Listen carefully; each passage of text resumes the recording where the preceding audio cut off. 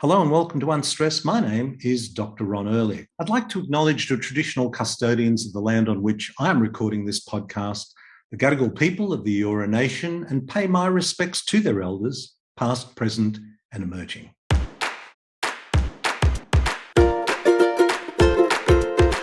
Well, today's episode is a little unusual because it actually began as an invitation for me to be interviewed, and it turned into a conversation that I thought would be worth sharing with you. I have mentioned this before, but the orthomolecular news service has been going for 25 or 30 years, I think at least. I'll have to check on that, but it is made up of an advisory board, an editorial board of over 50 practitioners from around the world, and the wealth and depth of knowledge within that group is quite phenomenal. When I was president of the Australasian College of Nutritional and Environmental Medicine in 2019 and 20, I was invited to join the editorial board, and I've been a member of that ever since. And I have had the privilege of interviewing some of the people on the board. I've interviewed Dr. Thomas Levy, who is a cardiologist, and we've spoken about vitamin C, and we've spoken about a whole range of oral health, systemic health issues, and also how to approach COVID. We've talked to Professor Michael Gonzalez from Puerto Rico, a professor of public health. I've spoken to Todd Penberthy, who we talked about B group vitamins. I've spoken to Andrew Saul, who is the editor of the Orthomolecular News Service, and you may have seen him on a very famous documentary called Food Matters, and he coined the phrase that good health may make sense, but it doesn't make dollars. And I've often said that the current healthcare system is a great economic model. It's just not a particularly good health model. Now, Ian Brighthope, of course, has been a regular guest. Carolyn Dean, we spoke about magnesium. So I've had an opportunity, and Richard Cheng, and Dr. Richard Cheng, who has a practice in Carolina, one of the Carolinas, North or South Carolina, but also in China. And I had the pleasure of speaking to Richard when he was in China at the outbreak of this pandemic in 2020, and he actually was stuck there for about a year. So he was visiting family for Chinese New Year, and then the pandemic broke out, and travel was shut down, etc., etc. So I spoke to Richard as well. And recently, so it brings me to today's conversation, and recently in the exploration of my book, my new book, which I am working on, called Evolution Bites Back. I've been doing a lot of reading on human evolution, and something that has fascinated me is brain size. Brain size is something that has increased up till the beginning of the agricultural revolution, and we started, as we split off from the apes, we had brain size as Australopithecines. You know, we got up on 2 feet. That was what Australopithecus did. And the brain size was pretty similar to monkeys and apes. And they are, let's put a figure on it, of 400 cc's. And then when Homo habilis came along, which was around 2 million years ago, then brain size increased to around 600 cc's. And then a wonderful thing happened with Homo erectus, where brain size increased. Look, I'm not going to spoil it. We talked about this in the podcast. And what really drew my attention to it was this relationship we have with a bacteria called tuberculosis bacteria, which you immediately would be concerned about as TB, tuberculosis, a life-threatening disease. But for tens of thousands of years, it wasn't life-threatening. It was actually part of an important synergistic relationship we have with so many other microbes. And I sent that off to the Orthomolecular News Service, and so Richard contacted me and said, let's have a chat about this, which is exactly what we did. But of course, that led us in to a whole range of other discussions. So what started as an interview for me for the Orthomolecular News Service morphed into a conversation between Dr. Richard Cheng and myself about a wide range of topics. and the state of the world, and we covered a whole range of things. So I hope you enjoy this conversation I had with Dr. Richard Cheng. All right, tell me, because you brought up, basically you were talking about niacin and the human evolution, brain evolution. Yes. That's fascinating. Tell me about it. Well, I'm actually writing a book called Evolution Bites Back. And so I've been exploring human evolution, and one of the people whose world authority on it is a guy called Robin Dunbar. Dunbar. And this is just an amazing book. And I've been very interested in, see, as a dentist, we get to see two things that are quite significant locally, but the implications orally are just systemically are huge. One is tooth decay, which is still the biggest non-communicable disease known to man, woman, or child. And the other is physical degeneration. And by that, I mean we have evolved to have 32 teeth, and yet 95% of the population do not have 32 teeth. They have crowded, small, narrow jaws and crowded teeth, and that has implications on upper airway. The other thing that has fascinated me, particularly as the vegan movement is gaining strength and as meat is being demonized, is our human journey from apes to the current day and the growth of brain size during that time, and what were some of the drivers for cranial growth. For example, chimpanzees have a brain size of about 400 cc's. So Australopithecus, which was our very early ancestors, Australopithecus, which started around 4 million years ago, had similarly 400 cc's. And then much smaller brain. And then things started to change as we changed our diet. And as our food became more nutrient dense, our brain size increased. Homo habilis was our next ancestor, 600 cc's. Homo erectus, our next ancestor, 800 cc's. This is where things started to get interesting, because we really started to not only have meat, which was a nutrient-dense food, but we also started to use fire, and that made a lot more food bioavailable. And then about 2 million years ago? Homo erectus, about 1.8, 1.8 million years. Yep. And then brain size started to grow to where it reached a size that is actually bigger than it is now. A modern human's brain size has gone down. Yeah, that's what I read too. Yes. And we got to after agriculture, actually. That was the big one. And we got to a point where we were about 1,450 cc's. So if you think about chimpanzees and Australopithecus, because that was significant, we got up on 2 feet at that point, bipedal. That was 400 cc's. Then around 200,000 years ago, we were at this point where we were 1,450 cc's. Now, interestingly, Neanderthals have a bigger brain. They're around 1,600 cc's, but they have a much bigger orbital cortex. So they have the bulge at the back of the head, meaning they have a larger orbital visual cortex. And it's postulated that that's because they inhabited Northern European climates, and there were more periods of darkness, and so they had to become more visually acute. But what's always fascinated me is if you took a Homo sapien of 200,000 years ago and you transported them to today, they would be indistinguishable from us today. So what happened 70,000 years ago that began this migration out of Africa, and not only out of Africa, but it took us right across Europe, North America, down to the tip of South America and to Australia, I mean, in Australia, we were there 65,000 years ago, our indigenous Aboriginal. So there was this incredible surge 70,000 years ago. And what could have driven that surge? Well, obviously, climate would have played a significant role.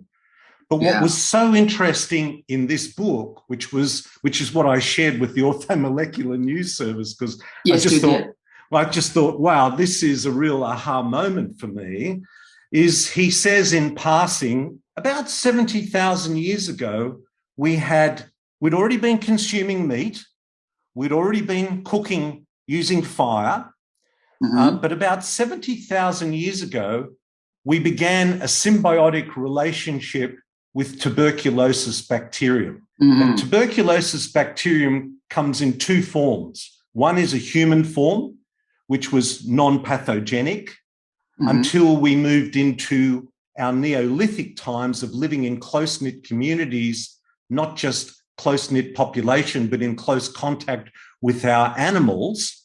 And so there's a bovine strain of tuberculosis bacteria, which is quite pathogenic.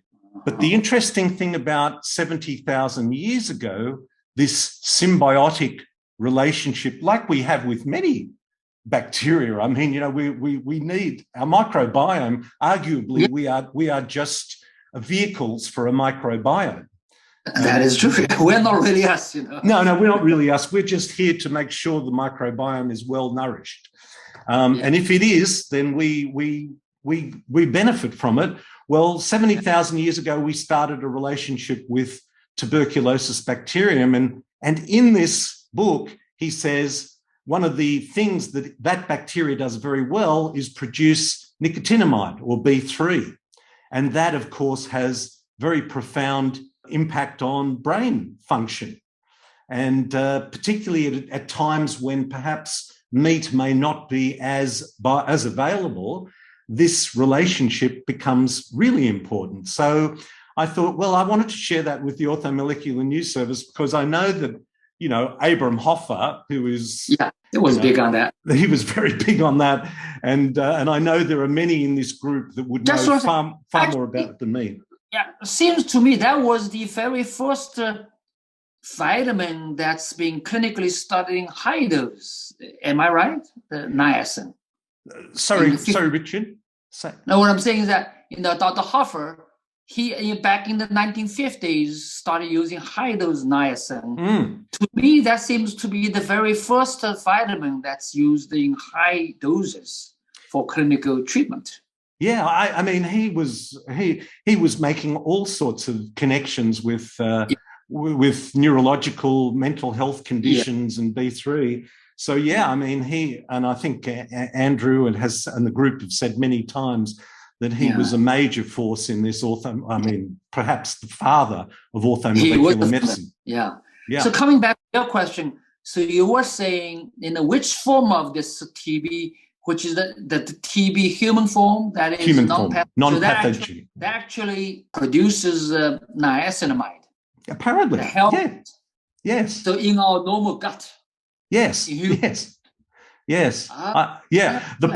problem with TB, like many microbes and viruses, is when it I think it's called zoonotic. When it comes from the animal and jumps species, and that's when it became pathogenic in human culture. Is when we were in much tighter communities, sedentary communities, in close proximity with the animals, and particularly the bovine type of tuberculosis. But it's all part of a journey, really, for me, of exploring what nutrient dense means, number one, and that has led me into a whole area of regenerative agriculture because, I've been interested in regenerative agriculture for about the last 20 years when I got introduced to holistic land management, and I've been interested in holistic healthcare for over 40 years. And then I realized, actually, there are so many similarities between holistic land management and holistic healthcare. For example, microbiome, the microbiome in the mouth, the microbiome in the gut, the more diverse the microbiome is, the healthier you are and the more resilient you are. And similarly, in the soil, what provides a nutrient-dense diet? It's the food we eat. But you can grow food using nitrogen, phosphate, and phosphorus. These are superphosphate fertilizer. But in fact, in healthy food, in nutrient-dense food, I think there are like 50 or 60 of the elements of the periodic table that we need in our body. And the only way that becomes available is for the microbes within the soil and the mycorrhizal fungi within the soil to break down the minerals and make them available to the plants which we eat or which animals that we eat. And so this whole idea of regenerative agriculture and this idea of enabling or dominating nature, industrial agriculture tries to dominate nature. And this is true of how we approach chronic disease management as well. Whereas if we enable nature and support nature, then we can deliver good health, which is a wonderful concept rather than just managing chronic disease. So this kind of all fits into a more holistic picture that's fascinated me for some time. You just mentioned about another thing that's happening right here, it's concerning here in the United States, is that I don't know if you noticed that I think the FDA recently just passed about some sort of regulation on the small scale meat production or something like that. I guess you know what I'm talking about. Basically, this regulation again assists or helps these bigger agricultural farm like Bill Gates, because he's trying to say, no, don't eat these, land, raise the farmland, and you're going to start eating my lab-grown meats. He's going crazy. But they want to control everything. They've been controlling our medicines. They've been controlling our agricultural products. And now they want to control the meats that we're going to eat. Yes. I know this is a really disturbing trend. And look, I've been aware of the influence of the chemical, food and pharmaceutical industry on healthcare for the last 30, 35 years. I mean, my big epiphany as a new graduate in dentistry was to learn that what I had learned. You were a dentist by training? I am a dentist by training. Oh, okay. And so what was the epiphany for me shortly after I graduated in 1980, or 1978, actually. But in 1980 was the epiphany when someone said to me, the filling material you are using releases mercury. And I said, no, that's not true. The university, my lectures, my professors all told me, my associations all told me that mercury was locked into the filling. And when I learned that wasn't the case, it was the beginning of questioning authority. So I have been following this story for at least the last 35 years. But even me, being aware of that, have been shocked about what's gone on in the last 2 years at the level of influence. I mean, the level of influence is just, I think it's referred to as the Great Reset. I think it is part of the World Economic Forum. I don't think it's a conspiracy. I think it's just a very sophisticated business model that's working incredibly well. And if evidence is anything to go by, and I think we're often told we should look at the evidence, I think there's been a redistribution of wealth in the last 2 years of something like $3.8 trillion upwards. Oh my God. And this is part of a much bigger business plan called the Great Reset. I totally agree with you. I begin to realize many of us, like you and me, I had a very similar journey. The very first time I got exposed to this was by a book. Curious enough, I remember it was a small book, like this small. I cannot remember. Unfortunately, I couldn't find it anymore. It was back 30 years ago, a little pamphlet. The title is something like secrets the FDA doesn't want you to know about, something like that. That catches my attention. People are curious about secrets. Anyways, then I read about vitamin C. Yes, that's first time I heard about vitamin C, Linus Pauling, or his work and everything. Then, of course, I start taking vitamin C. Well, this is good, Yes. Again, I still did not really quite comprehend, the business model. That's what you just talked about. Until this time, 2 years ago, I was really upset. Because just like, I'm glad to tell you that actually I am being inducted into the Hall of Fame next week. Wow. Thank you. Yeah. So they asked me to prepare a speech, which I already did. Like I mentioning on that, my speech is that then I began to realize actually evidence is there. I don't think there's a problem with the evidence-based method. The problem is that they pick the evidence they want. That's right. They leave out tremendous amount of evidence. So like vitamin C, there's over 70,000 articles, even hydrogen peroxide. Thomas Levy's book. Yes, and I'm grateful to Thomas. I've interviewed him on my podcast several times, twice as I have you, and I got COVID a few weeks ago, and I'm very grateful. Oh, you did? I did, and I got I followed the FLCC protocols as well as Thomas Levy's suggestion about hydrogen peroxide, and I was fine. I mean, I've been fine. Yeah. When I mentioned about this thing, everybody says I'm crazy. Yes. I said, do you realize? I said, because I've been gentle, polite. I said, you know what? I do not make a recommendation unless I have really studied. I said, I have studied. Have you? There are tens of thousands of research papers on this thing about safety. And I said, Thomas Levy, in his book, will summarize this. Would you bother to read it? But unfortunately, these are all excellent quality evidence, but they weren't mentioned. Yeah. Well, I've often said that ignorance is a wonderful thing. I practice it regularly, and I learn a lot because of it. But when ignorance is combined with ego, arrogance, and hubris, and it informs public health policy, then people's lives are at stake. And it is that ego, arrogance, and hubris that is on display when people say, oh, there's no evidence to support the use. I mean, for example, Richard, at the beginning of the pandemic here in Australia, at the time I was president of the Australasian College of Nutritional and Environmental Medicine, ACNEM, and Ian Brighthope, who was the founder and president for many years, wrote letters to the National Health and Medical Research Council, to the federal government, to the AMA, the Australian Medical Association, the TGA, the equivalent of our FDA, and said, look, at the very least, provide those that are vulnerable, particularly in aged care, with vitamin D, zinc, magnesium, and vitamin C, at the very least. And here are 100 references to support what I'm saying. And we got a letter, and he asked me to be a co-signatory on that. I was very proud to do it.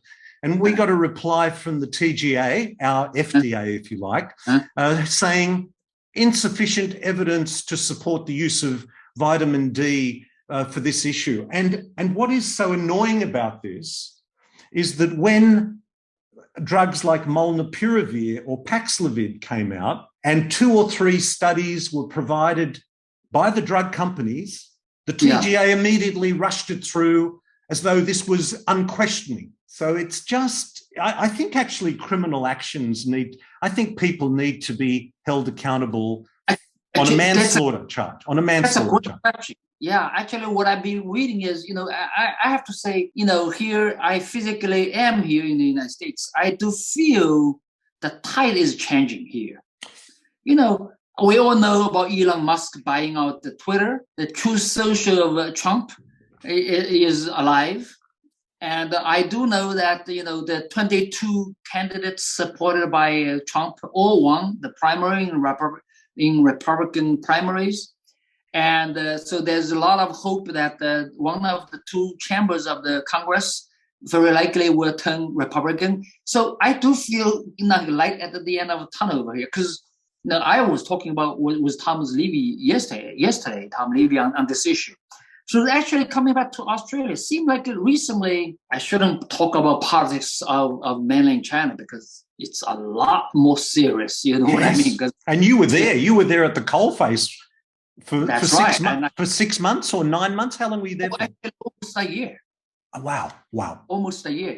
But as I got the impression that because I heard that some people were protesting on the streets of Sydney or not Montreal, but Sydney, I guess, your capital. Yeah, Canberra. Yeah. Anyway, so they were arrested. Oh, look, because people say in Australia, actually, there's really no freedom of speech. Is that true?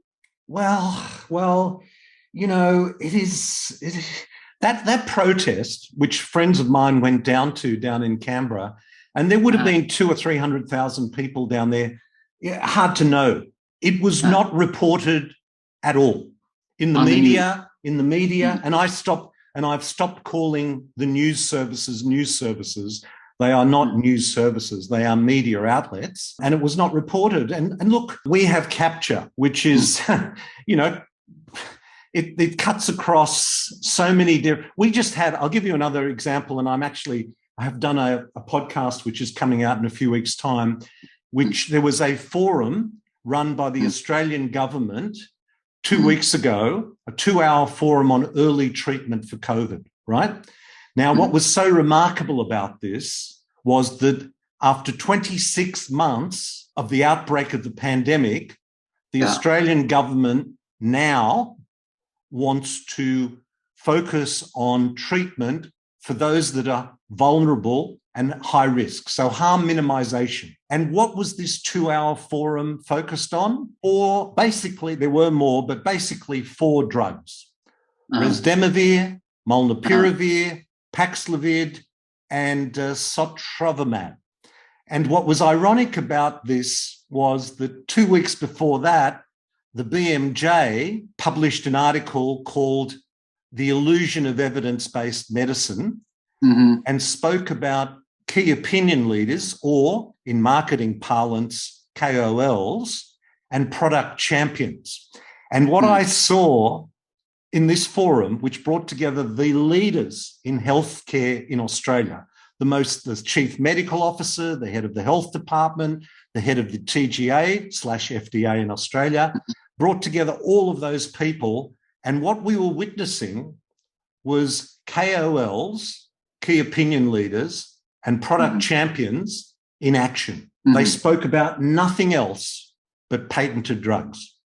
Newly patented drugs that have received an emergency use authorization, which of course absolves them of so much. But it's just shocking to me to see that. So I think we're coming up for an election in the next 2 weeks in Australia, federal election.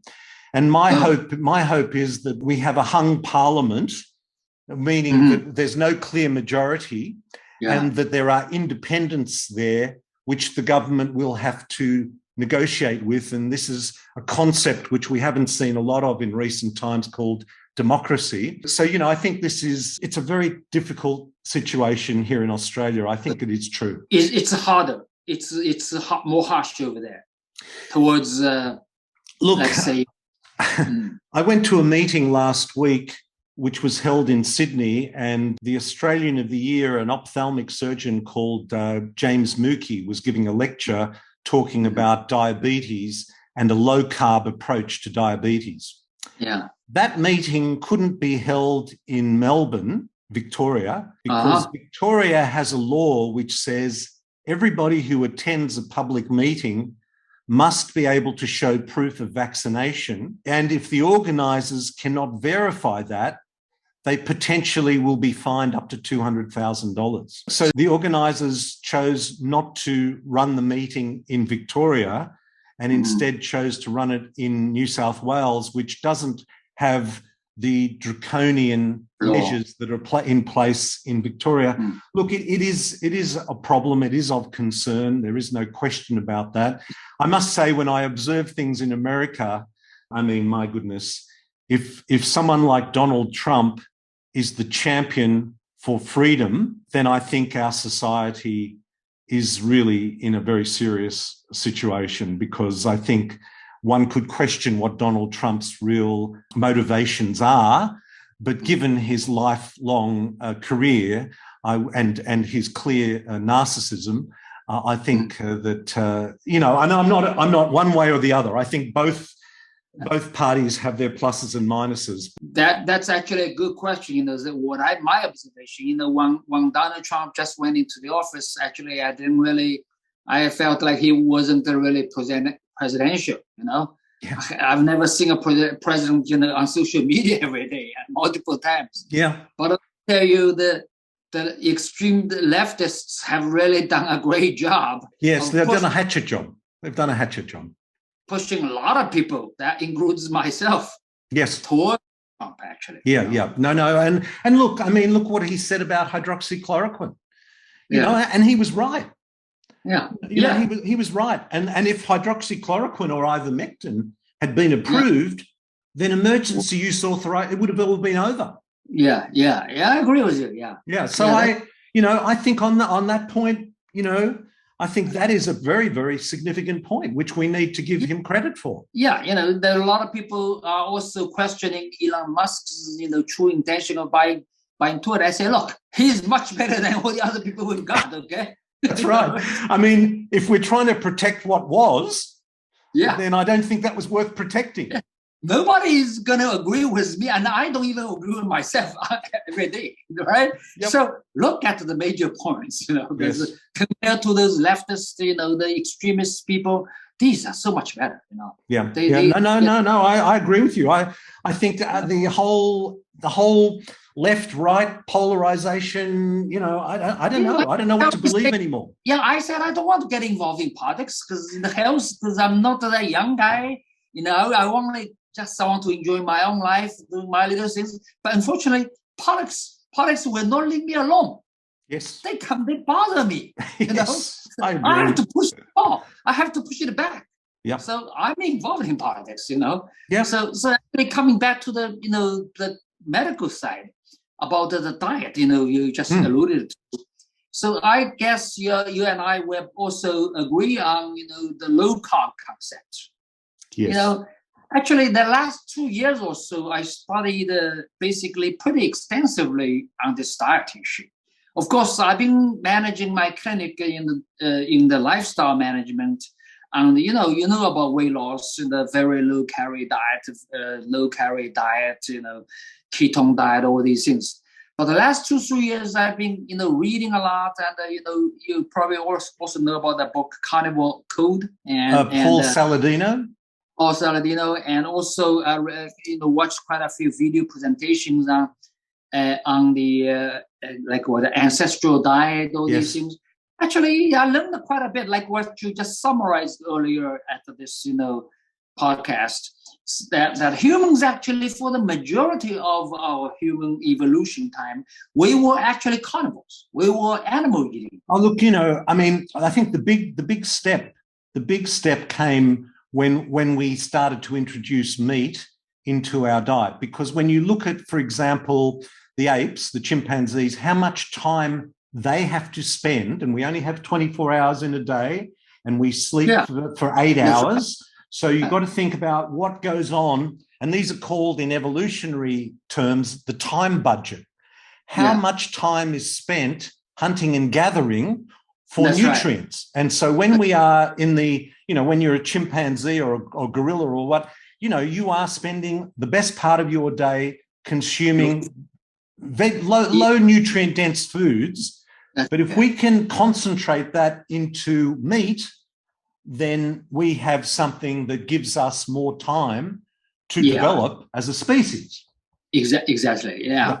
So actually, that's very true. You know, also, you know, because I think you on the also molecular boards, you may have seen me, because I think I asked you too about the toxicity.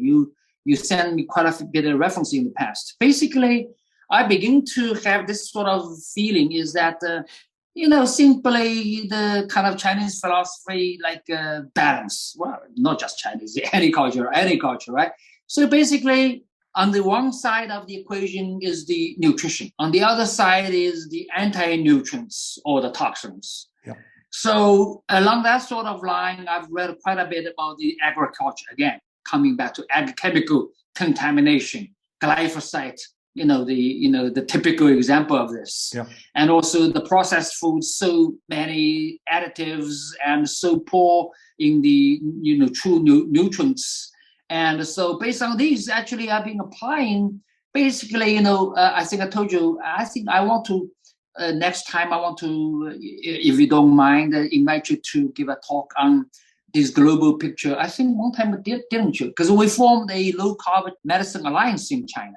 Yes, no, you invited me, and I did. I think I did provide we talked. I think it was called The Elephant in the Room. Yes, you did. I called my talk The Elephant in the Room.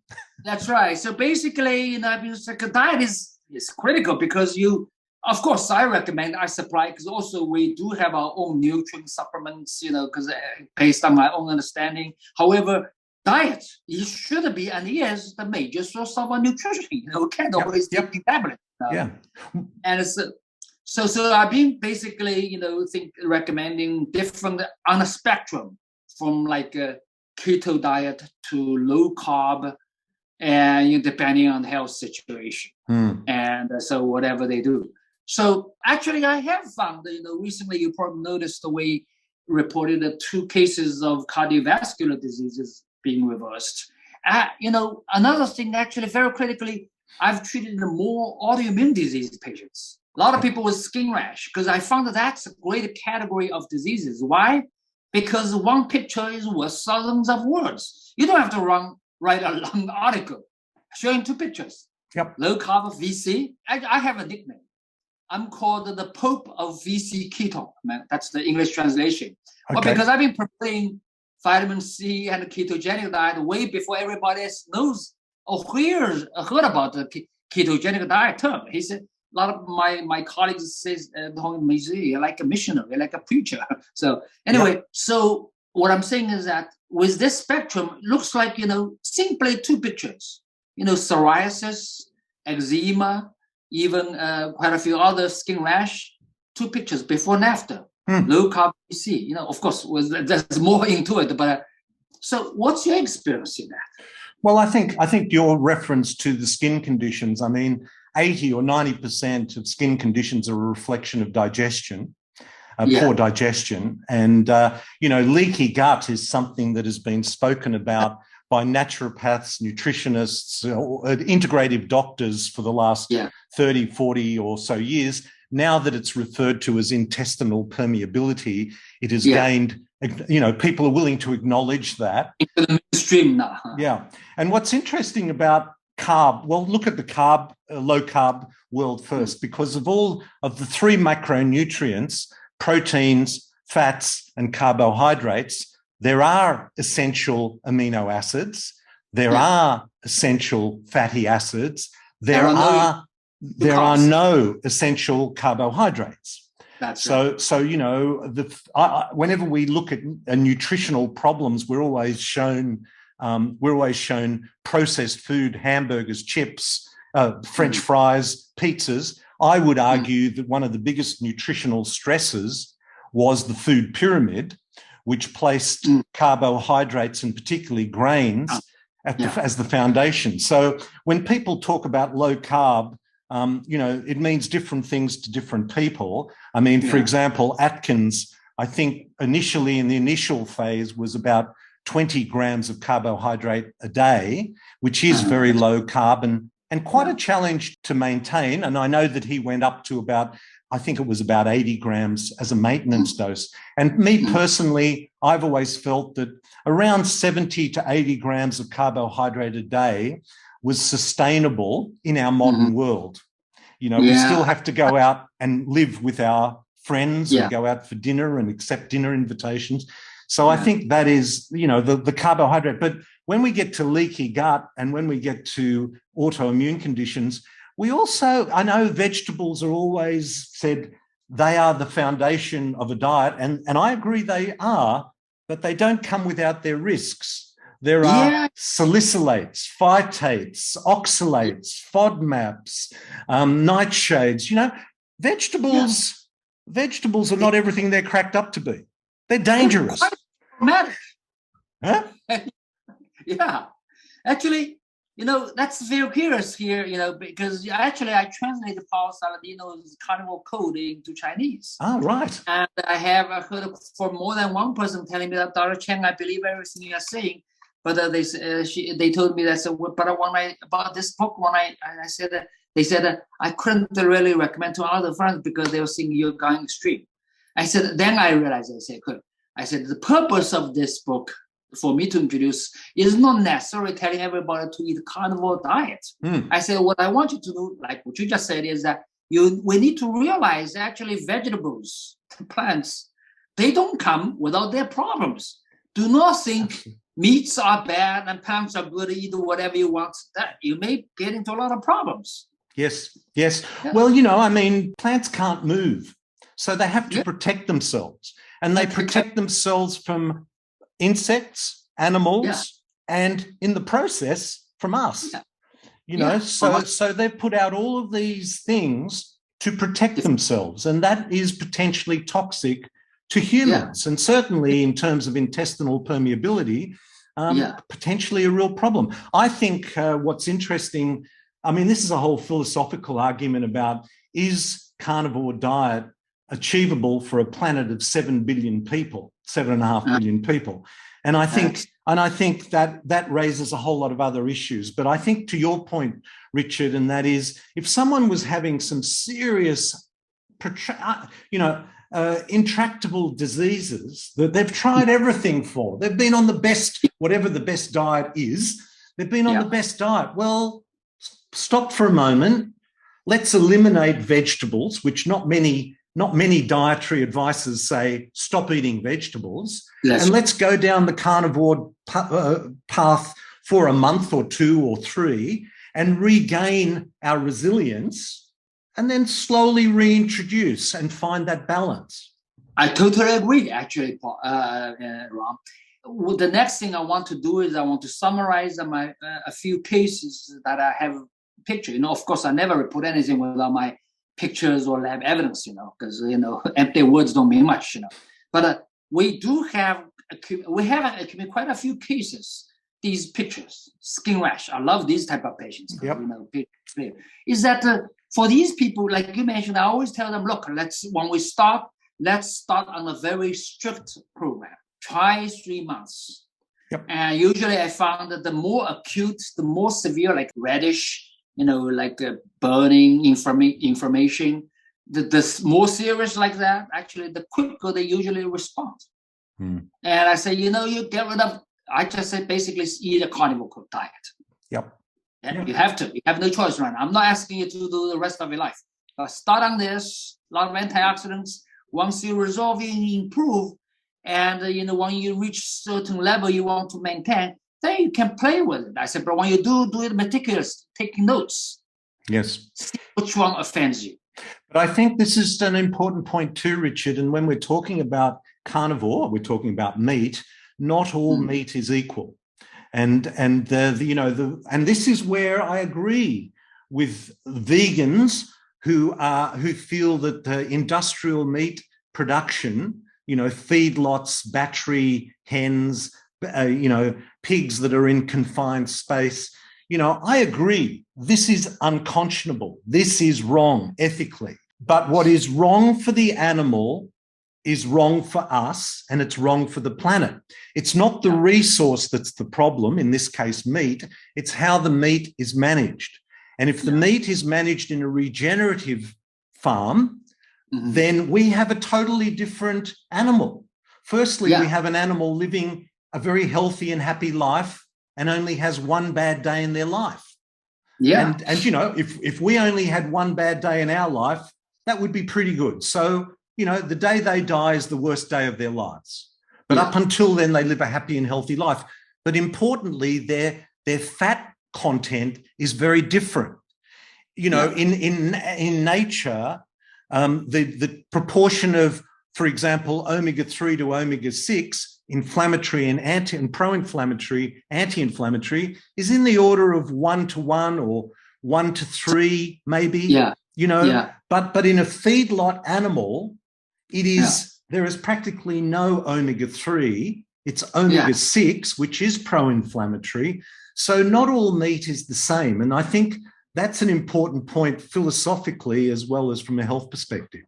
Actually, what I want to remember, because this is going on a year or 2 ago, I think you also provided some clues to my question again, because when I was seeking my way of understanding the toxin issue.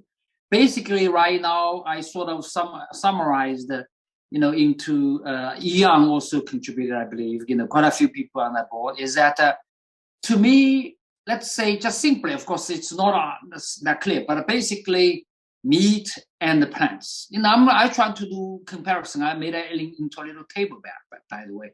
So to me, the toxins in the plant-based foods, generally speaking, they are sort of water soluble and fat soluble, because plant foods usually is more, less oily than, right? Yep. Of course, there are some oil, but not as much. So generally, let's consider it's more of a hydrophilic, basically water soluble. Ketogenic diet, since we are, when we talk about ketogenic diet, carnivore diet, we generally meaning protein should be still maintained, restricted, not like, endless, right? And I don't really agree with, or I don't really like the high protein side of the diet. But a keto diet is more of the fat as energy. So basically, the toxin we deal with is more of fat-soluble toxin. Somebody gave me the idea. So when I start comparing, basically, okay, we just start comparing fat-soluble and water-soluble. Mm-hmm. And my conclusion is that water-soluble, because our body operates in water usually, biochemical reactions in water. Therefore, water-soluble toxins tend to be more acute, because if it's there, it's going to bother you. Mm-hmm. And they usually tend to get flushed away more quickly. Whereas fat-soluble, well, because it's in oil, it has to be released into the water to interact with our body molecules, whatever. And it may be a little bit slower, more slowly released, but tends to stay longer. Yep. Probably tends to be less aggressive. Mm. And also, I feel if we are eating more of like a fat-based or animal-based diet, the animal has already processed the toxin. I'm not saying ketogenic diet or meats don't have toxins. I'm not saying that at all. What I'm saying is that probably it has processed some of the toxins, and also the toxin concentrated tends to be a little bit more on the fat-soluble side. Yeah, well, this is another reason, Richard, why I think apart from the ethics of industrial animal agriculture, the actual health of the animal and the chemicals that are required to keep them healthy, or at least alive and marketable, let's not call them healthy, let's call them alive and marketable, that's what we take on as well. And that's another reason why, and it's similarly with plants too.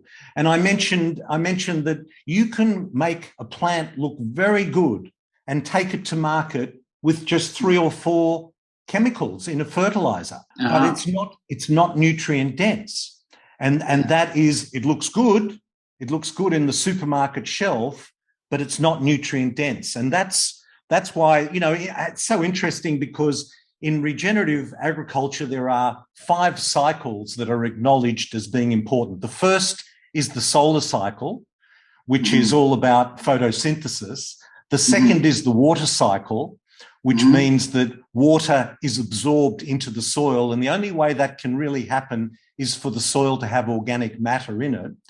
But the third one is the soil mineral cycle, which is all about the relationship of the plant with the microbes and the mycorrhizal fungi in the soil. And the fourth cycle is biodiversity. Again, the more biodiverse, the better. And the fifth cycle is arguably the most important, and that is the human social cycle, which includes the farmer who makes the decision about how the food is grown, and you and I as consumers who decide which form of farming we're going to support. And so that they are the 5 cycles which deliver us, hopefully, a nutrient-dense diet, be it meat that is not toxic, or plants that are not subject to pesticides, herbicides, fungicides, and are not nutrient-dense. So, this is why I think for us all to engage in how our food is grown is a really important issue. That's a great point. Now, how are you involved? I mean, for example, I know about this, but I haven't been really directly involved in anything because I don't know what to do. I mean, what's your suggestion there? Yeah, well, look, I think I think in America, the Weston A. Price Foundation is an excellent research. I followed that, Weston Price. Yeah, and interestingly, you see, Weston Price went out in the 1920s and 30s to find out what caused the epidemic of tooth decay. Mm-hmm. And what he found was much, much more than that. And I would argue his research is the most important research that's ever been done in human nutrition, because he took then in the 1920s diets from ancestral villages that were on ancestral diets. So they weren't on a paleo diet. He went all around the world to North America, to the Andes, to Australia, to Polynesia, to the Swiss Highlands, to the Hebrides. And what he found, and he came back with all different food samples: seafood, oats, dairy, rye bread, you name it. And he looked at that, and the common denominator that he found in all those ancestral diets was, and this is the 1920s and 30s, so I'm not sure our nutrition is any better now than it was then.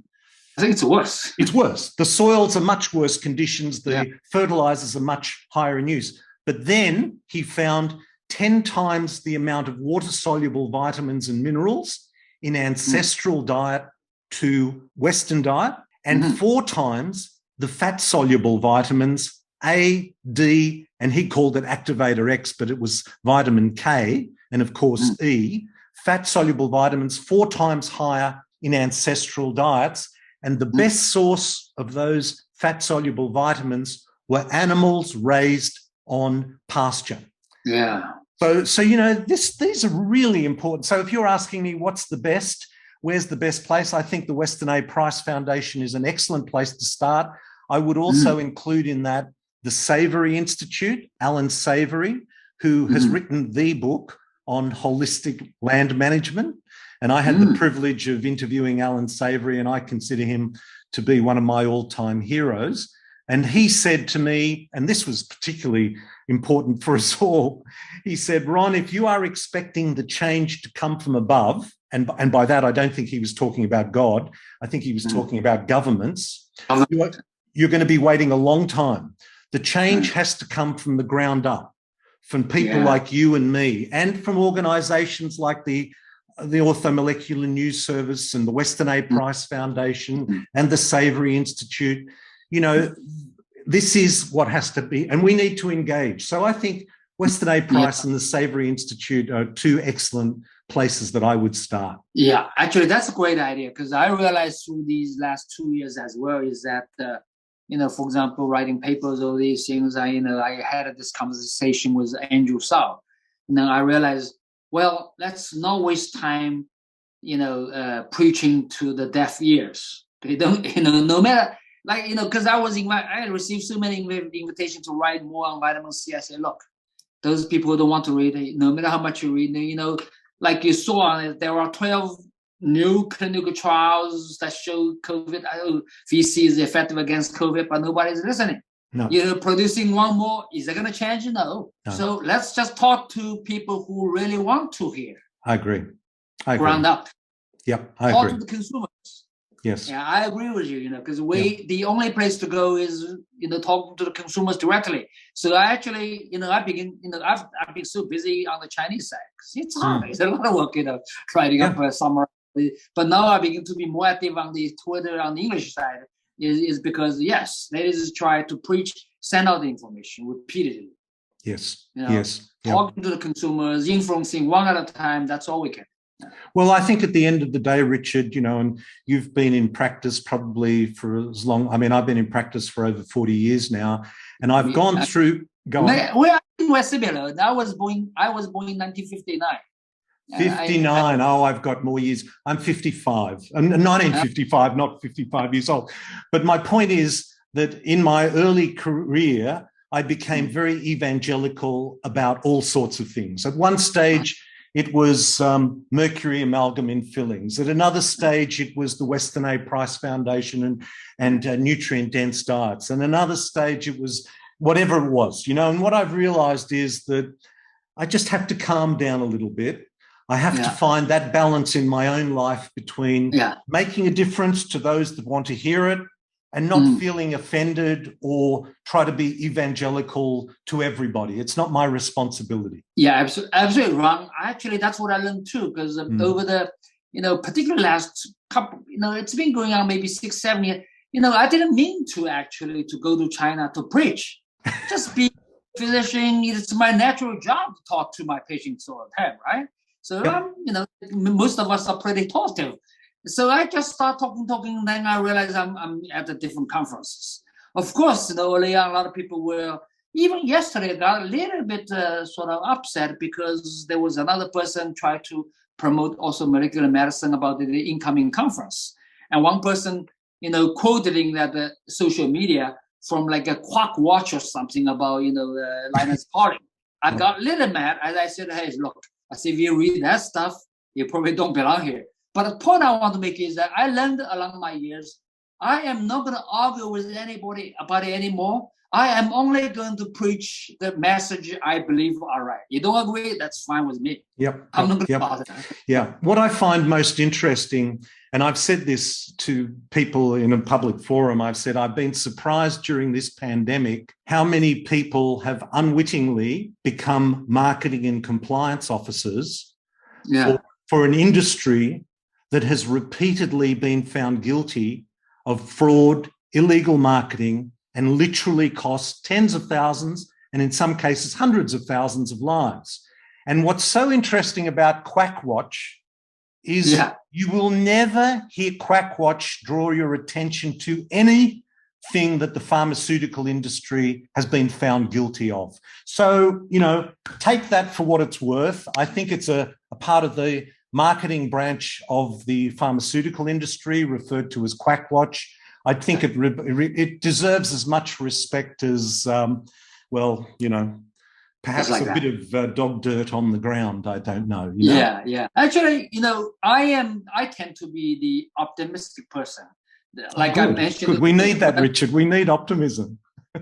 What I'm saying, I do feel it is coming, is that here, with the the MAGA movement here in the United States, with the recent buyout, because the extreme leftist party has really gone way too far. Even the model, I'm sure you saw on Twitter of Elon Musk's, this diagram, because I feel like I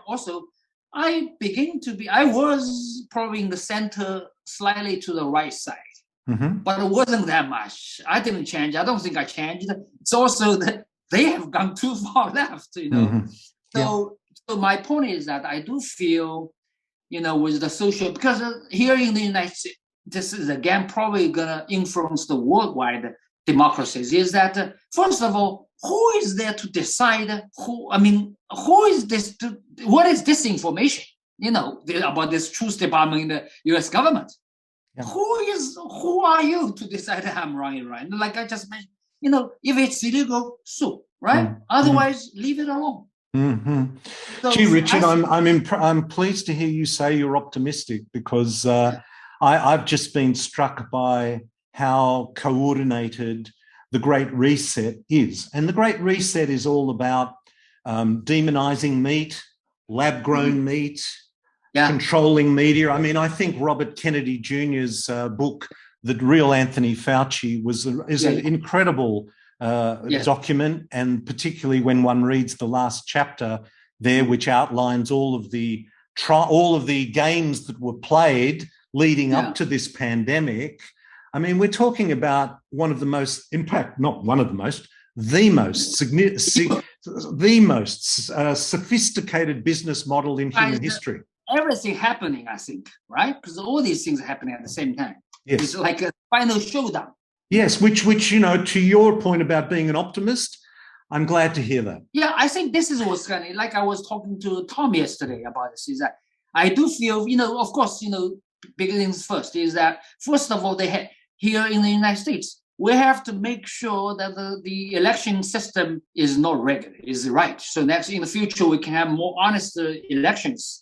Now, in order for that to happen, you got to have the majority in the Congress.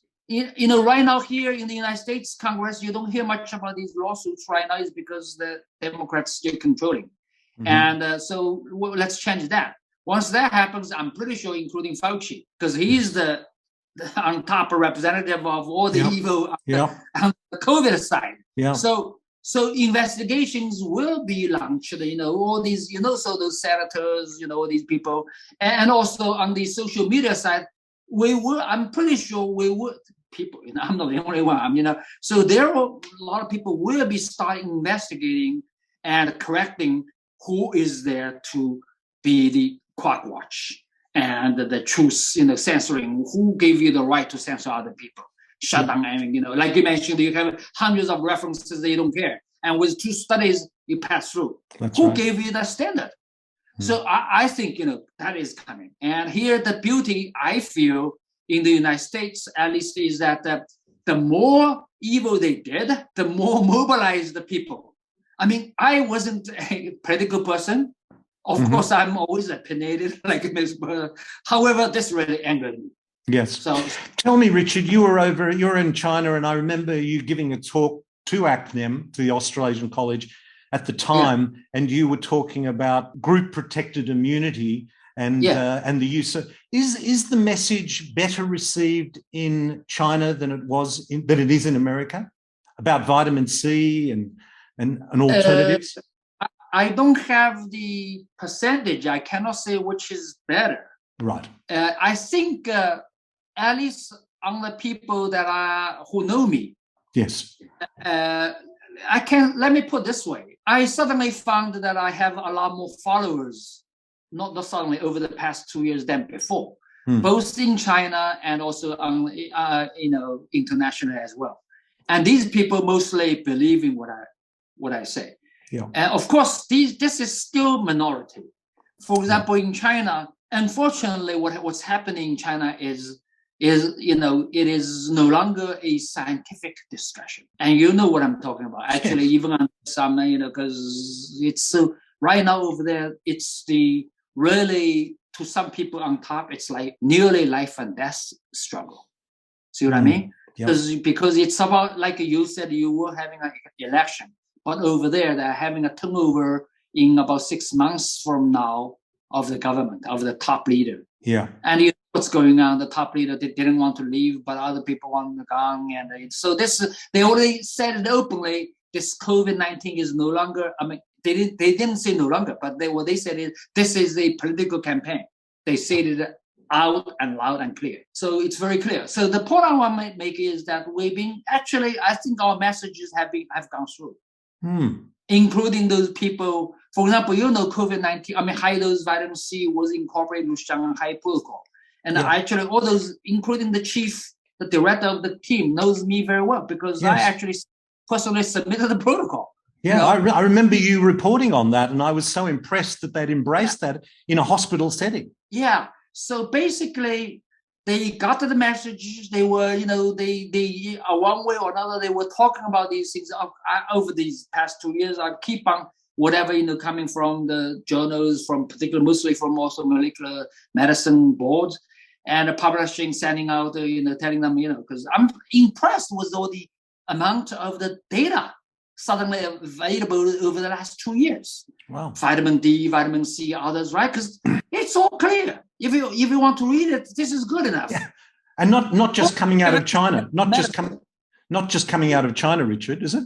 No, it's not. Worldwide. Worldwide, yeah. So yes, I think the message is getting out there, and unfortunately, in China, it's more political than anything else. Yeah. Wow. Oh well, yeah, it's interesting. We live in interesting times, but I'm pleased to hear you say you're optimistic. Actually, seriously, in the United States, I fear so.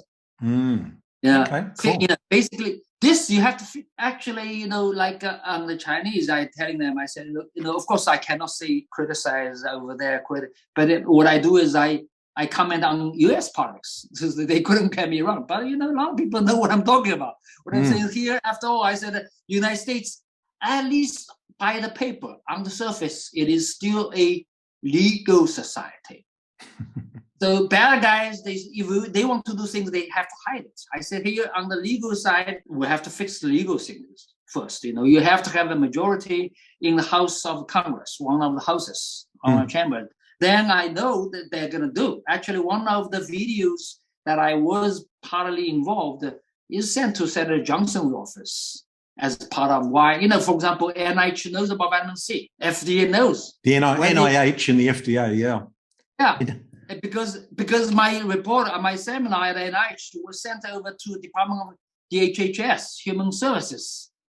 Richard, to that point, I mean, the NH and MRC in Australia, which is the National Health and Medical Research Council, equivalent to your NIH, I think, not equivalent. Yeah. NIH is much bigger. And the FDA over there, the TGA over here, they're they have access to all of these studies. Yeah. It has no traction at all.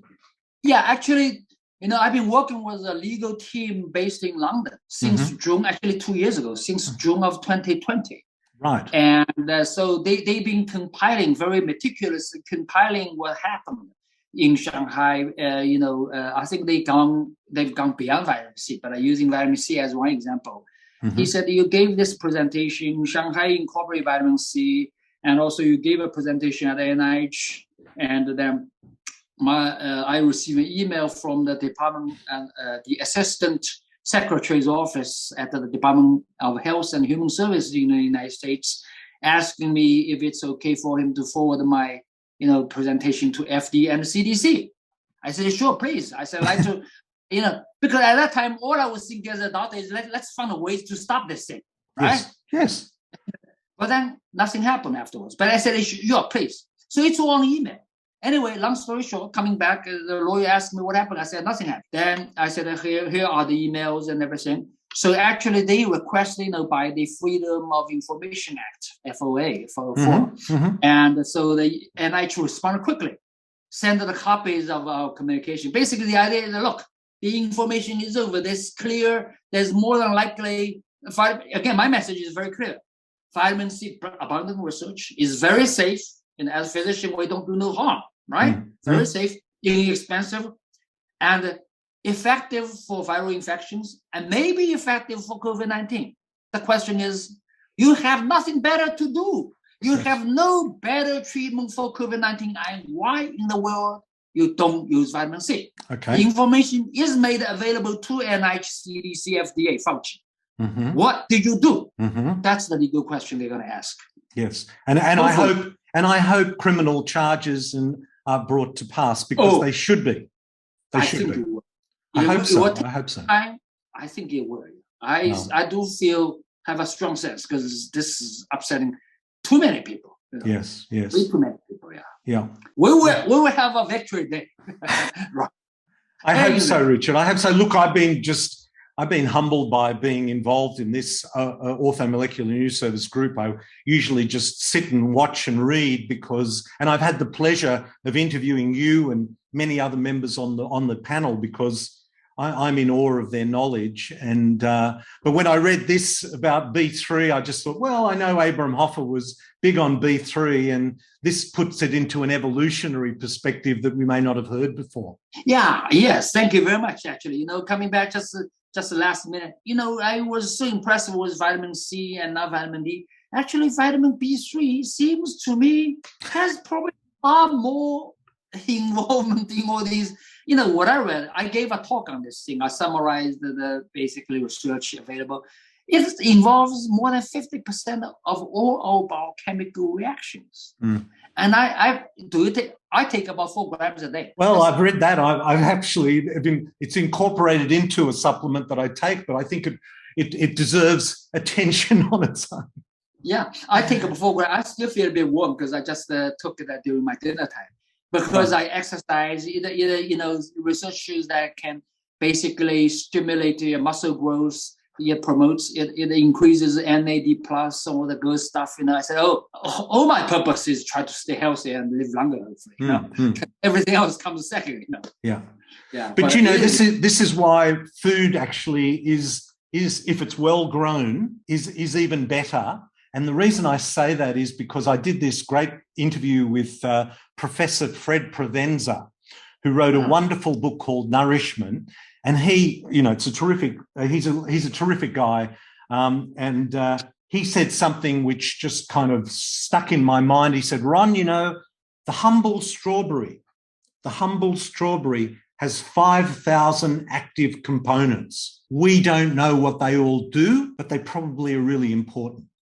And that's the beauty. That's the beauty of food. Food is that nature has spent millions of years in the laboratory packaging it all up in a really nice way that we still haven't worked out. Yeah, actually, bringing about that nature has spent billions of years, working up a system. And for human life, agriculture, 200 years, ag industry, they changed everything. Absolutely everything. And that's what this lab-grown meat is all about as well. I mean, I'm scared of that. I'm scared of that too. Yeah. Anyway. All right. Thank you, Ron. It was great. Well, there it is. I wasn't expecting for this to be part of the Unstressed podcast, but I thought it was a worthwhile conversation to share with you. And we will, of course, have links to the Orthomolecular News Service, which has back catalogue of brilliant articles. So if you've heard some so-called experts say there is insufficient evidence to support the use of vitamin C, D, zinc, magnesium, what they really should be saying is they haven't read it. And when you start to realize, as was the theme on this podcast and will continue to be, the illusion of evidence-based medicine, the science of medicine, which is so dominated by the pharmaceutical industry, then you will start to realize that actually what we need to do is focus on a nutrient-dense diet, which is the point I made through this podcast. Supplements are just supplements. They supplement a nutrient-dense they supplement our diet. And if our diet was nutrient dense, containing the 50 or 60 elements from the periodic table that the human body needs, that it contained the 8 or 9 essential amino acids that the body requires and can't make itself. That's why it's called essential amino acids. And it also is a nutrient-dense diet is made up of essential fatty acids, as in omega-3 and omega-6, which the human body can't make. Then you start to realize what a nutrient-dense diet is all about. And that is a challenge because you need to be supporting farmers that are growing food in soil which can be nutrient dense. And if that's not possible, then supplementation has a role to play in our journey. And that is why it is called supplement, not food. But anyway, I will have links to the Orthomolecular News Service. I hope this finds you well. Until next time, this is Dr. Ron Ehrlich. Be well. This podcast provides general information and discussion about medicine, health, and related subjects. The content is not intended and should not be construed as medical advice or as a substitute for care by a qualified medical practitioner. If you or any other person has a medical concern, he or she should consult with an appropriately qualified medical practitioner. Guests who speak in this podcast express their own opinions, experiences, and conclusions.